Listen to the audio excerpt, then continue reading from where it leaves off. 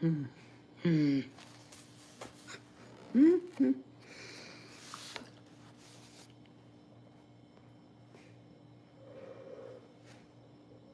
Ay, ay.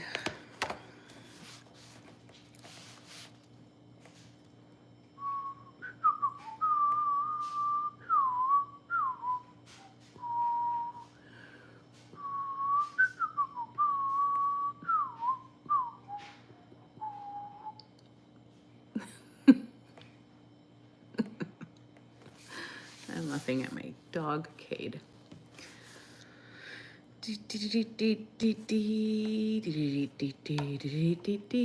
Oh my gosh, I'm gonna stop yawning.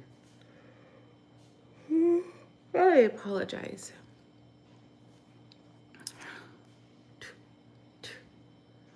I'm trying to get it to auto adjust the lighting, the brightness on my phone. All right. Hi. Hello. Hello. Hello.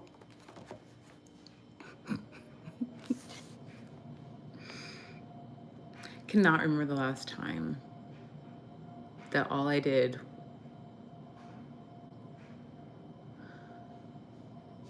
was lay around for days. I don't even know if I could anymore. Not that I would like ever could really do that. When was the last time I had like all I did was lay down all day long? I can't remember. What a luxury. All right. I would get tired of it. but I feel like a day, and I might be good. All right. Before I pray, pardon me, was randomly thinking about how,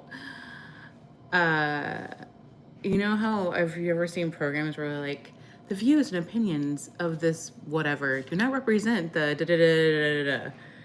I feel like I need to have one of those just for everything that I read, because the opinions are the people who wrote what I'm reading. Sometimes I agree with them. Most of the time, you know, I would say I agree with them. Every now and then I'm like, no. Anyway, nothing bad happened. That came into my mind. I hadn't said it for this book yet. So I don't always agree with everything that I'm reading. All right. God, thank you so much for your love. Thank you for all the things that you have done, will do, and are doing. If there's anything for us to get from what I am reading, please help us to hear it. If there's not, plug it so we can't hear anything. Amen. Soundproof and yummy and tasty. What does he say? Anyway, my son was replicating. It's from a movie. He takes gumdrops and sticks them in his ear so he can't hear. Anyway, my son was doing that. I was like, no, you can't put those in your ear. Okay. That's not recent. I don't know why on earth that came to my mind. Okay, focus, Priscilla. Quito, Ecuador, 1953.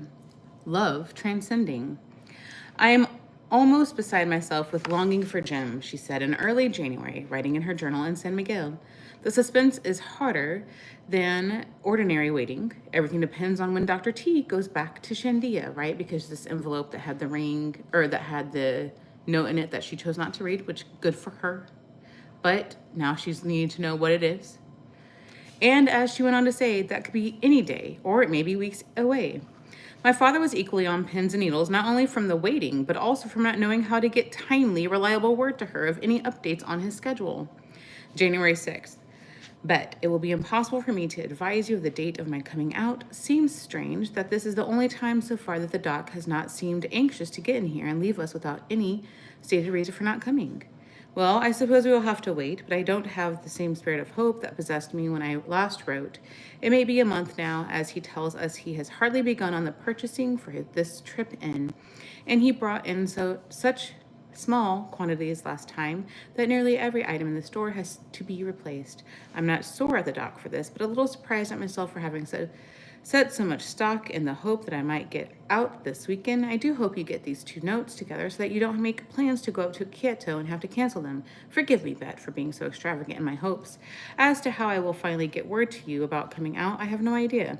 I don't know what you want me to do, but it may be best to wait in San Miguel until I can get word to you from Kyoto. But if you want to wait it out in Kyoto, well, that will bring us together maybe a day or so earlier. If there was just some sure way of contacting you down there. Eladio, the school teacher, is here and the walls are on the clinic. And I didn't get any language sitting in, and hope deferred makes the heart sick, and I'm missing you terribly, and I love you with all my heart.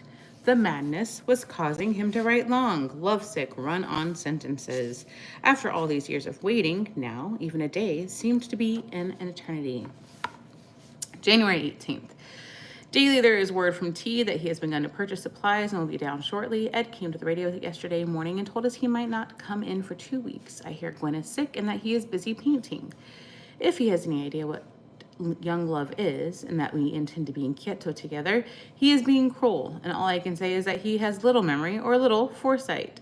Every day ends the same with the wondering Betty in a wonder charged with wanting to be with you and hoping it can be a good length of time. But almost as hard to take it is the absence of your letters. Today makes the ink on your last letter 7 weeks old. It made the last mail seem very empty not to hear even a word from you. Several folk here come down from Kyoto, so we could have mail every 10 days. As it is, we get it about twice a month. I suppose it's the same for you, but I do miss word from you. Even Pete is getting letters from Olive posted December 19th, and your last date is the 2nd. He moaned. Can San Miguel be farther than Seattle? My mother said she was beside herself too, but her classic spiritual thinking, as written in the following journal entry, nearly a month past the Christmas reunion she'd hoped to enjoy. You guys, I really have reached the limit of this. Let me tell you, sometimes what this is teaching me, we can self-edit. Sorry. It's not needed sometimes. My mother said she was beside herself too, but here, her classic spiritual thinking as written in the following journal entry, nearly a month past the Christmas reunion she'd hoped to enjoy. January 21st, I want to enter into full sonship with the Father. The present test is one of God's means for effecting this. He is dealing with me as with a son. Let me not respond as a child kicking and screaming and pouting, rather with a mature acceptance of his dealings. Let me understand and adore. Then only will the chastening contribute to my spirit's development. How many of us can honestly say, let me not respond as a child, when our whole being wants to kick and scream and wail? How willing are we to accept God's plans maturely when all human reason and affection shouts to do something about it? She chose to accept the Lord's timing, his way in this whole drama. And how glad I am that she loved to write, that her honest journal can be published now. I know she taught these principles from the platform, but it's good to see her in her own hand what I saw her practice in real life. My father, of course, expressed a similar trust and faith, and I'm glad he wrote of it too. January 18th. Maybe the Lord is having me wait for a full moon to be in Kyoto. That would be the 29th. I wonder if that is his design, but it has already happened inside me. I've given myself over to the love of her, and there is no desire, purpose, or sense in any thought of withdrawal. It only lacks her word, and I cannot believe that we will not be given with such, It only lacks her word, and I cannot believe that we will not be given with such square-shouldered confidence as I believe I have gotten from God. There is the "it is finished" tone. Stop. There is the "it is finished" tone in my spirit. Morally, I am already engaged. There is or can be no other woman now for my children and my wife, and there is a quiet, glad knowledge in writing it. I have, what? I said stop. There is or can be no other woman now for my children and my wife. There is a quiet, glad knowledge in writing it. I have sought slowly, good boy. I have sought slowly the will of God, and the slowness has brought strength into the conviction of it and joy in the realization of it. Soon he could almost taste his long-awaited prize. January 26th, yesterday afternoon, Ed came to the radio and told us that the doctor would likely be down on Thursday. If Ed comes with him, we will probably go out to Kyoto a week from today together. It is barely possible that I may be engaged in 10 days. Oh, that it were certain that I held her already after she said yes, or whatever she will say. This waiting has built up pressure and released it so many times that I feel like it has changed me somehow. I sense an aging and a waning, not of desire, but of spirit, as though strength were washed out of me from so many nights standing alone on the cliff and watching so much water pass. It is the oldness of hope deferred, the borderline of hopelessness. A week seems unbearably long this rainy morning. Intolerably slow the river runs, though it is the rush of flood. Pass water, get on down to the sea, wash away the was, that is. Oh, wash away the was, the is, bring down what is to be. I'll need special tolerance of these things these days. Kind Lord, a stilled patience with rain and poor radio communications and trying schoolboys. Help me this week and do let it be the last of waiting. Mercifully it was, and here's the account of it in my mother's words. On January 31st, Jim and I became engaged. Da-da-da-da! I am overwhelmed with the wonder of it all. I arrived in Kyoto Saturday afternoon, Jim having arrived on the previous day. We had supper together, and beside the fireplace in Maranatha House, he asked me, Jay, do you want to marry me? Elizabeth, my answer. My dad's journal says her answer was, I have no reason to hesitate. Jay, I love you and I want to marry you. God has given me peace. I'm sorry, I apologize. Forgive my eye rolling. Jay, I love you and I want to marry you. God has given me peace. And after quietness and our first kiss, he put a ring on my finger. Oh, God of stars and flowers. The relief of being able to tell him my love, of feeling free for the first time, is simply unspeakable. I literally ache with love for him and long now for the day when he will be my husband. Oh, I want to be possessed. Wow. Listen. Anyway, I don't know if my mom would care. I don't think she'll care. We were talking about this. She listens to this. And she was like, listen, they just want to consummate. That's what their problem is. And what this is all they're talking about. The relief of being able to tell him my love, of feeling free for the first time is simply unspeakable. I literally ache with love for him. I already read this. I forgot.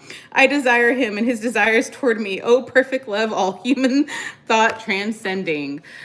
Withholding.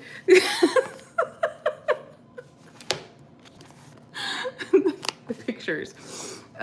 Picture taken the day after their engagement. On the left, she's trying... Cade, stop. On the left, she's turning her hand to show the ring. What joyful relief. Yes.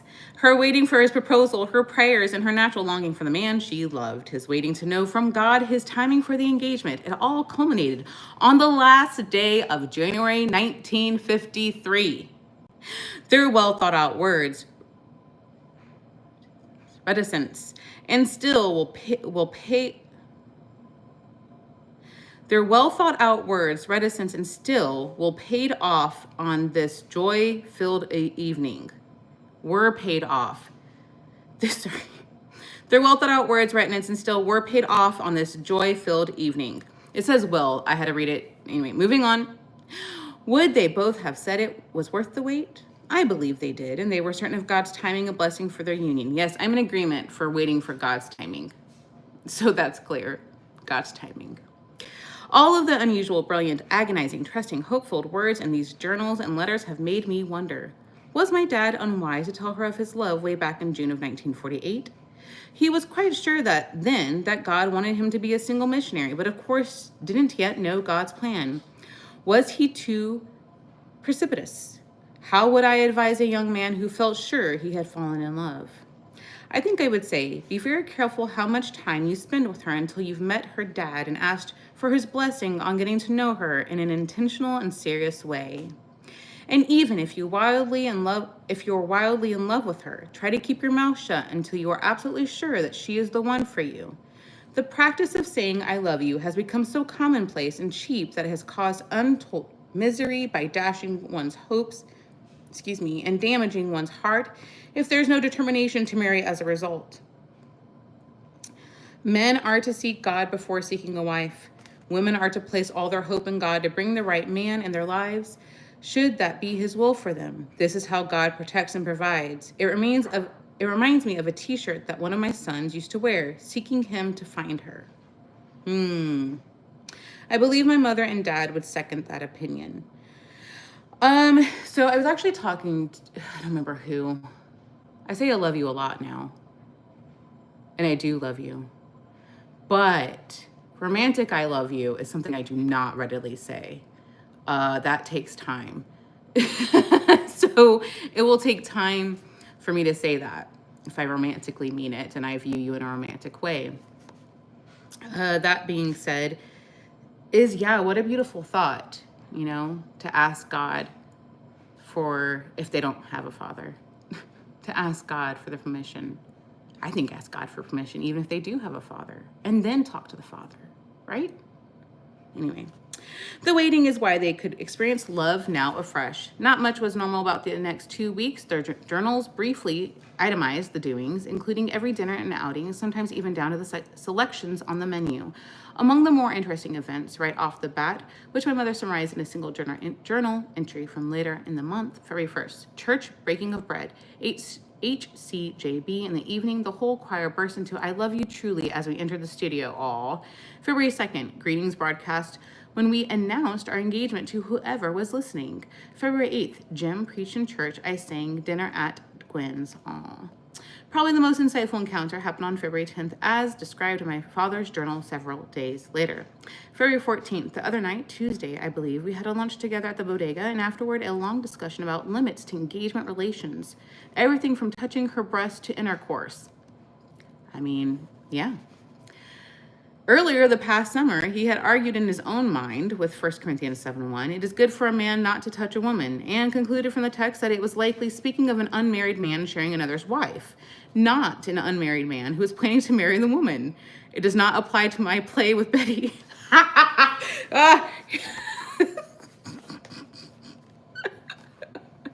Okay, where was I at?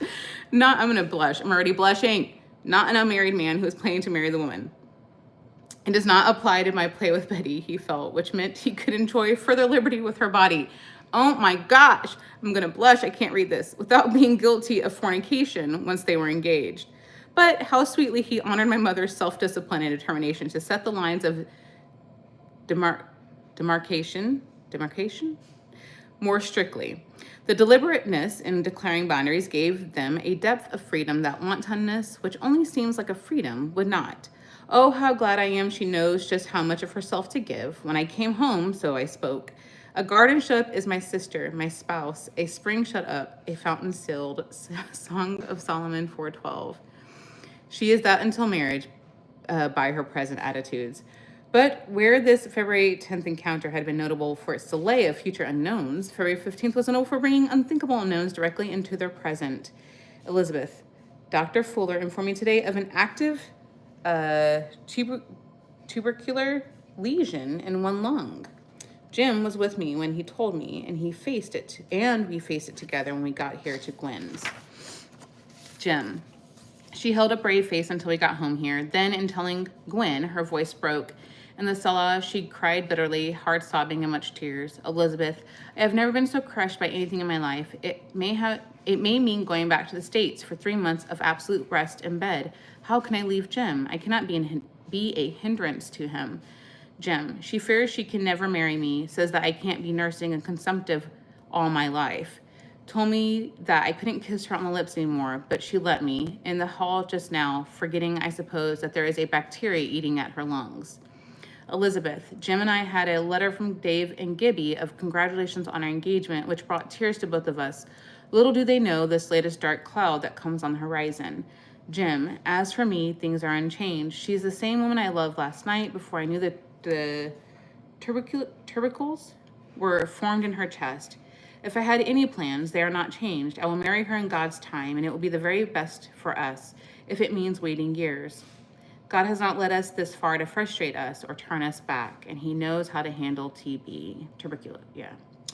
If she really has it, it may mean a trip to the States for 3 or 4 months, or it may mean a lifetime of being an invalid. I don't know what it means. Only I know that God is in the generation of the righteous and guides their steps aright. Beyond his counsel and will, there is no going. I am there now and want nothing more. Again, I do agree with that. God does not take us someplace to be like, okay, done, and I'm going to leave you. Yeah, I do believe that. We just have to stay the course. Either way, it surely put a damper on the rest of their time together. And back in Shandia, when he later learned the tuberculosis proved to be only a shadow, which disappeared in the third x-ray, oh my goodness, he was none too happy. Not about the false alarm, of course, praise God for that, but about how it had needlessly interfered with their long-anticipated once-in-a-lifetime visit. It was good news, even with the disappointment it had brought. He would simply need to count his blessings another way. February 20th, a shadow. It was a shadow. February 23rd, I am afraid I would not deal kindly with the gremlin who saw a black spot on your x-ray if I could get my hands on him tonight. When I think of the kisses his ignorance robbed me from the last 3 days in Kyoto, I could choke him outright. Oh, Betty, I knew it could not be all that you feared it would mean for us. And I think that for this, because I never fully realized, never really believed all that could be, that I didn't break down one of those 3 nights. And oh, I thank God that it was not so. He couldn't get those days back, and he couldn't have her by his side at the moment, but he did have something new to be thankful for. Their engagement had brought to her letters a difference in tone and material that hadn't been present in any of her previous ones. Now, for the first time ever, he could read the words of love and affection he'd always wanted to hear. The engagement announcement. Well, will I ever be able to tell you, Bets, what it does to me to have you call me darling, and to know that we are wholly and for always committed to one another, given over to one another's power and pleasure, sold out of ourselves, each for the other's good. The absolute goodness and rightness of it is unspeakable. How shall I say that I feel in gratitude to God for the rights and responsibilities of your love? And what shall I say to you? I don't know. Only this, my darling Bets, that I am drawn to you with a fondness I can never exhibit, and held to you with a love that is at once all tenderness and all strength, which my very body, at either peak of gentleness or power, does not suffice to declare. I love you. Once that meant I trust you, and I appreciate and admire you. Now it means that I am somehow part of you, with you, and in you. But his next paragraph is perhaps the most significant of all, and is such a needed observation in our day, worthy of all attention. How wise had been my mother's determination not to give too much of herself to him, both in commitment and physical touch, before she could be sure of his intention to marry, could say yes. As a result, she had saved up her words of love for this important moment. That's why her words were coming out in such a rush now, like a dam breaking, its waters tumbling freely into the channel. That's why even her written words could communicate such tremendous blessing, could be such a gift to him, because she'd kept them to herself, awaiting God's perfect timing. And how touching of my father to recognize this, to apologize even for not being able to give her the same distinctions of stored up expressions that were giving him so much joy to read from her. You will not find in my writing now what I see you have saved for me in yours. Forgive me for my early eagerness, and if I seem in this as I did in my last, be kind and remember that I was not able, from lack of conviction, ability, or desire, to hold myself as closely as you were. There may not be in this the burst that a letter following engagement should contain, and I am sorry, in a way, knowing the keen pleasure there is in seeing things I have waited years to see in your hand. You should know by now that I really do not lack fervency. The writing. Yes, his love was just as deep, even if already shown and spoken of. I need a wife, he wrote in his next letter, quite a contrast from the Jim Elliot, who had once been so determined to go it alone. But not just a wife, he needed her. March 8th. When lying on the cot at night with the quiet loneliness of the dark, or seeing a very poorly washed t-shirt, or looking at a picture of you, it comes to me anew that I was meant for something else besides myself and the boys. Specifically, that I was planned and made for you, and that life itself was meant for me to share with you in its very smallest part. I love you, darling Bets, and pray that God will soon clear the way for us to be together. I once heard a Christian professor say that when he began looking for a young woman to marry at his Christian college, he could have married any one of them on campus, as long as she was Christian. I was shocked and incredulous. Do you mean, I asked, you don't think God planned a specific partner for everyone? With an air of with an airy kindly condescension, he said, and I paraphrase, no, I don't, because God could help any one of them be able to be compatible with me, and with his help, we would be able to have a good marriage. Listen, I'm going to say something. And me and my friend have actually talked about this. Two people can be Christians and unequally yoked. That's all. This went against all my teaching and upbringing. I'm not going to go any deeper, but I'm telling you right now, two people can be Christians and believe the same, not the same thing, believe different things and be unequally yoked. No. This went against all my teaching and upbringing. I've been taught that God had a specific spouse for every one of his children who married. If someone's husband or wife dies, of course, he may have another that he brings into a person's life, as he did for my mother. God gave her two husbands after my dad. Addison Leach became my stepfather during my later teenage years. I called him Dad. He died of cancer 4.5 years after the marriage. Lars Grin, my mother's third spouse, is still living. My parents both held this belief about God's will for marriage, as attested by their own words, and I felt the same way when I fell in love and married my husband. He was the man God made for me, and I, the woman for him. When God created Adam and Eve, did he not specifically plan them for each other? Would this not be the same for all history? I'm sure that's what my father believed when he said he wanted to live with you all the hours of every day I live, to share what I am at close range, and just to rest in being loved by you. He needed her and she needed him. The work too needs you, dear, almost as much as I. Like he said when a favorite little Indian girl of mine came wailing out of the forest, saying that her father had been drinking and picking on her, and her stepmother began repeating stories about her that made her feel sick and outcast. Apparently, they'd been accusing her of coming to the school to have relations with the school teacher, and were also spreading other lies about the work of the missionaries there. Today, when her father came, I chewed him out for saying such things, and he was sorry. He was drunk. He invited me to go instruct his wife, that's the word they used for rebuke, and all the Indians concerned insisted that I do so. Eladio and I and the father and the girl went to see the hard-headed one, who promptly denied all, blaming the lies, as everybody says they are, on his sister-in-law now upriver. I never sweated through so much quechua all at once in the 6 months I've been here, and now I must instruct the sister-in-law. Seriously, I think a wife would solve many difficulties. The medical part of this ministry was difficult too. They'd once been giving vitamins and shots of medicine to a man who came in vomiting great mouthfuls of bright blood last Monday. He was getting along fine until Friday about 3:45, when he vomited again and became exceedingly restless, dangerously so for one so weak. He was gone by 4:30. The first man I ever watched die, and so it will come to me one day, I kept thinking. I wonder if that little phrase I used to use in preaching so much was something of a prophecy. Are you willing to lie in some native hut to die of a disease American doctors never heard of? I am still willing, Lord God, but oh, I want to live to teach thy word. Lord, let me live until I have declared thy works to this generation. How helpful it would have been to come home to a wife after such a mortal eye-opener. And then there were the construction projects, building houses for other people. When he wanted so badly to be building the first home where he and my mother would live, March 11th. I cannot see beyond concrete and nails and planks and aluminum now. I keep hoping some miracle will happen, something that will upset all of our plans, even our hopes for the work here, like a carpenter coming to do the building and freeing me now to travel.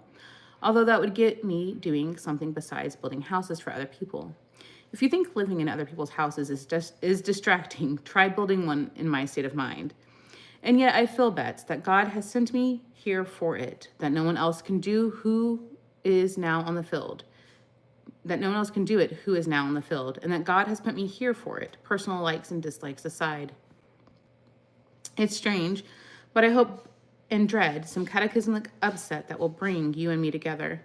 I feel like it would have to be that now, with things so well formulated and going along so nicely. Little did he know, God would do just that. The Lord has met me in new ways in the past few days, Jim. My mother wrote from San Miguel sometime in the spring of '53, and I give him praise. Oh, darling, there's so much I want to talk to you about. I do hope and pray that we can be together for the conference next month, a missions gathering in Kyoto. I still don't know when it begins. You mentioned my suggestion about your coming over just to see me. I realize your situation is different from mine. You cannot simply pack up and go off for a week just any old time. I find that I very soon get stale and fed up with life here. Contrary to your life, too busy, too full, mine is slow and eventless often, and the days drag by. I find the fact that nothing actually presses me to activity leads me to dawdle in quiet time, let my mind wander in prayer and daydream when trying to study. Sometimes I confess after a long time on my knees and very little praying done for thousand trivialities that beckon my attention. I finally call it quits, saying to myself, this isn't prayer, might as well be up and doing something. Even if it's only making a cake or sharpening a pencil, I feel that I have lost much since college days. Well, to be realistic, she wasn't actually doing nothing. She was laboring to decode an alphabet from an unwritten oral language in hopes of opening new vistas of opportunity for the Colorado Indians, not the least of which was the opportunity for them to hear the gospel in words they could understand. Many of her letters to my dad that spring tell of stewing over these old glottal sounds and H's, sorting out problems with nasalized vocoids and consonant clusters, or trying to differentiate between so many individual variations in pronunciation. I'm having an awful time with T and D is one of my favorite lines. In every interaction with people from the tribe, she was carefully listening to each sound of their Safiki language, then writing down copious notes of new data. There are some things I don't see how I can ever be sure about.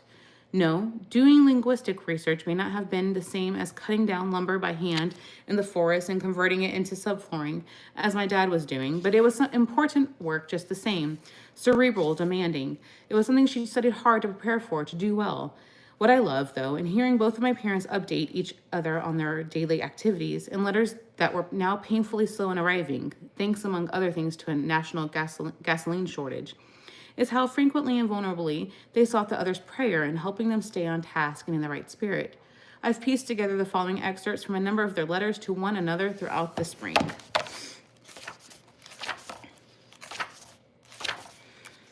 Okay, you guys, am I gonna do a take two again? I think I am. I can't. And it's not that I'm trying to manage my time. Okay, I shouldn't have just paused to do that. Where was I at?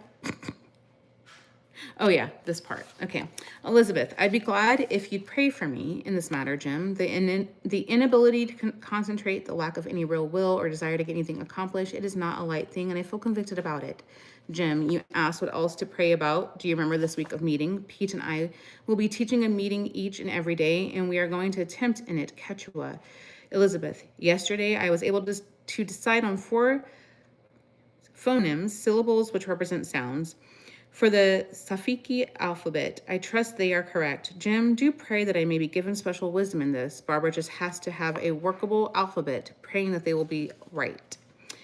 Jim, and I hope you are praying right along for souls, genuine conversions to Christ among our schoolboys and many Indian friends. It has been more and more on my heart since coming back, the turning of these folks from darkness to light. True, we do not have the language well, but they are understanding somewhat, and I long to see their comprehension brought to convinced believing God is able for this, and we are asking. Do pray that we will have the power of God in our devotional talks this morning. We have begun the house floor, but are still short of boards and men to cut and plane them.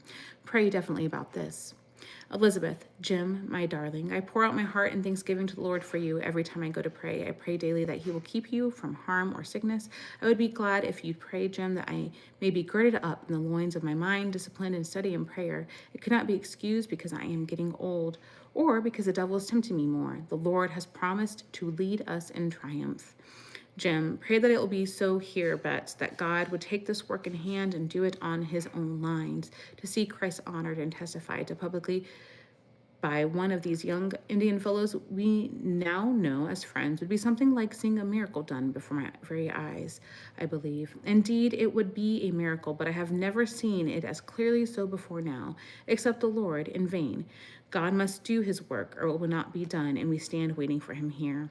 Elizabeth, how I wish you were here to consult with me, but there are also other reasons I wish you were here. How I'd love to know once more the strength of your arms around me and the wonderful sweetness of a kiss.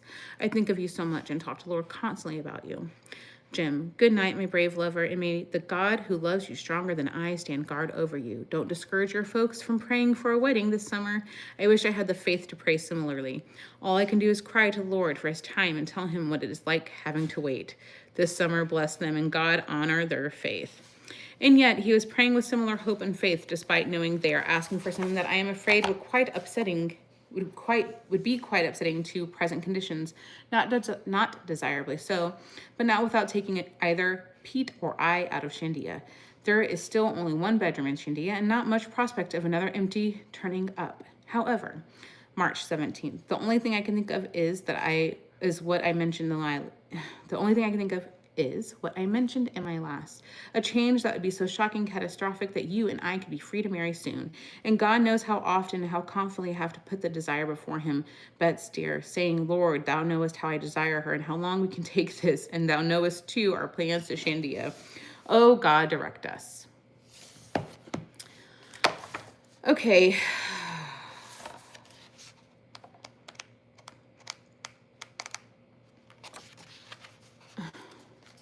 It shouldn't be this hard to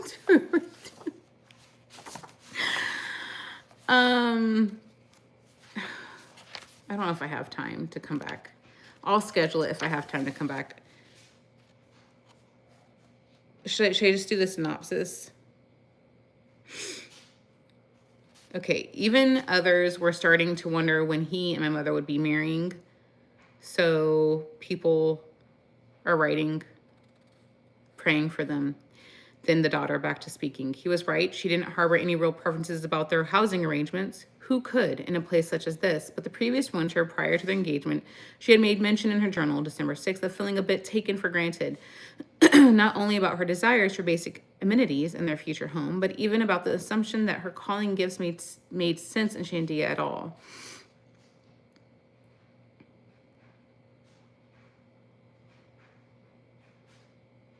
So she's upset because of the waiting, and she doesn't want to go to Shandia. So she doesn't want to go to Shandia, and she's telling him that she talks to God and say, at times I feel like telling Jim off. Why is he handling me like this? And then there's other times when she thinks of, she's not, this is her journal entry. So she did not tell Jim this. She's writing her thoughts, which honestly, it's someone's personal journal. There's times I'm like, we don't need to know this. We don't need to. There's certain things. It's like, that's their journal, you know? Not me. I don't write in a journal. I haven't since I was in my early 20s. I found it embarrassing, so I stopped doing it because I was like, oh, you said that. Gosh. Ugh. So it's not for me. You do you. Not in a bad way. I'm just saying I'm no judgment. It's just not for me. That being said, is that I have found people write things in journals they would never say out loud. So, you know. Moving to what the daughter said. By spring, then, she was well past making demands and only wanted to be with him. Oh, Jim, I just find myself living for the day when I leave here to go to the Oriente. She'd been wise then to hold her tongue in winter, to wait on God to quicken these kinds of thoughtful questions in my father's mind. Several times during this period, we hear him asking, how do you feel? Please tell me what you were expecting in a home out here. Trying to figure out how he could paint bamboo walls blue-green.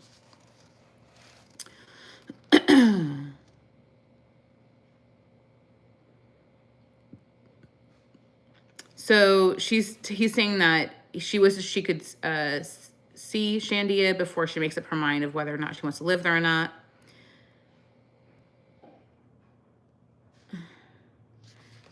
They're going back and forth about how can I demand this from you? How, back and forth. Back to the daughter's writing. It's humorous how my dad thought that other guys' love for their fiance or wife was nothing compared to his for my mother. Perhaps every couple who are wildly in love think their romance is the perfect one, greater than anyone else's in the world. But when others would tell him of problems or difficulties in their relationship, he celebrated privately what he considered the superiority of a mother's character and their sure ability to navigate the waters of marriage.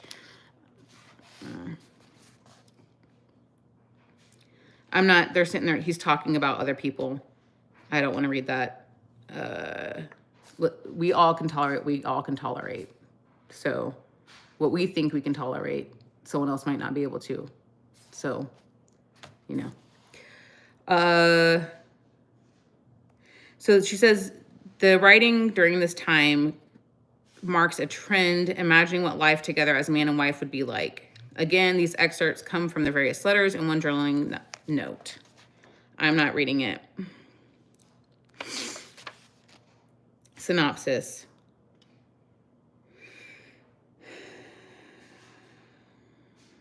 She thinks that in the long run, they'll be together more than they've been separated, because once they return to the States, Jim saying,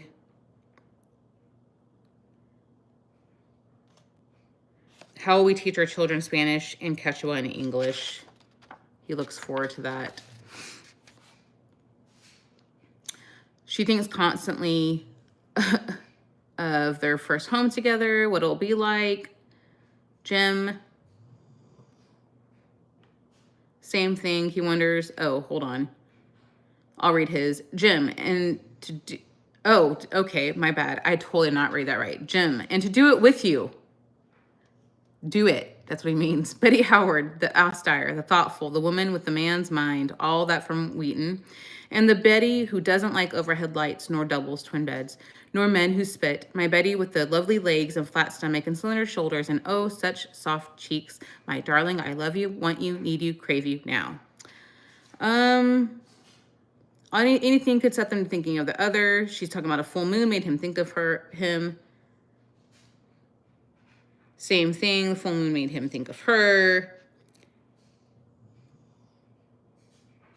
Many of my father's thoughts of their life together included, naturally, its sexual, physical expressions. Anyway. You guys, I have to be done.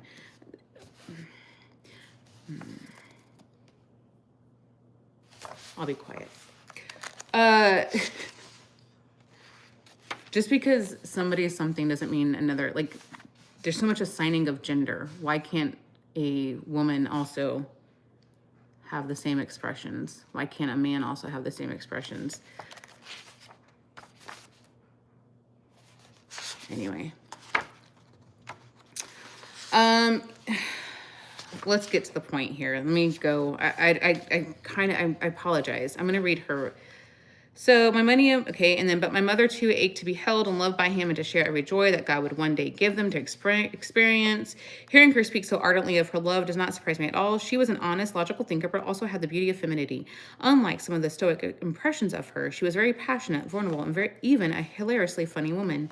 But she was also highly cognizant, as a yet unmarried woman, to surrender all such desires to love and command and will of the Father. This combination of self-discipline with the fullness of her love gave evidence to her humanness, her realism, and I find joy in seeing it here. I rejoice seeing both my parents writing this way, fully in love with God and fully in love with each other, and tremendously unashamed in each aspect, both the spiritual and the physical. They embraced the truth that perfect love driveth out fear. They were right to want one another, just as they were right to wait until they could fulfill their desires under God's full blessing. God made man and woman to be attracted to each other and to be obedient to his timing. This is how we become whole, free, utterly sanctified people. Let's not then gasp to hear them speak of their full-bodied hunger for one another. Maybe each of us can learn from their determination to bring all things, even this irrepressible and often unruly thing, under the total authority of our head. Okay. Subject everything to God, give it to God. He'll handle it in his timing, even our sexual wants. Okay. Back in San Miguel, I'm not saying that sounded weird. I'm saying just give it to God. Back in San Miguel, my mother understood too that their waiting would continue unabated for now. And because she was hoping the two of them could get at least to meet each other for a visit at the missions conference in Quito, to be clear though, seeing each other as an engaged couple meant something different to them than it would, not only to the majority of people today, but even to those in the culture and time where they were currently living.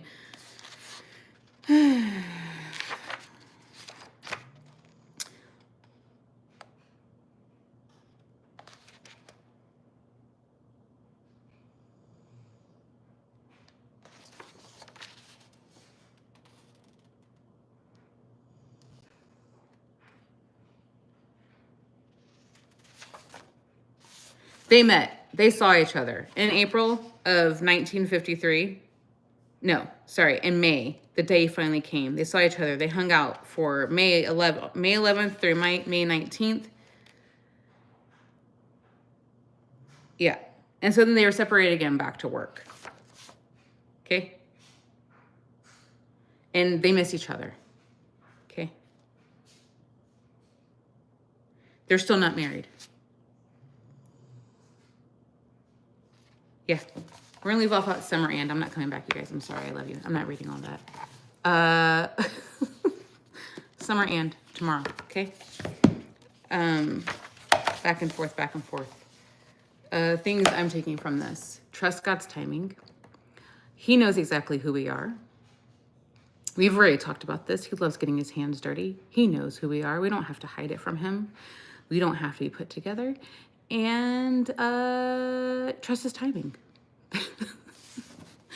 Good love is worth waiting. I'll say that. I agree with that too. Good love is worth waiting for. And there's other things I also, certain things I agree with, but not the time or place. And yeah, it has to do with, anyway, relational things, but not the time or place. I love you. Have a good day, night, evening, morning. Thank you for joining me on this journey. I wouldn't finish this book if it weren't for you. And technically, I'm not finishing it because I'm not reading certain parts. But thank you for staying with me. Have a good day, night, evening, morning.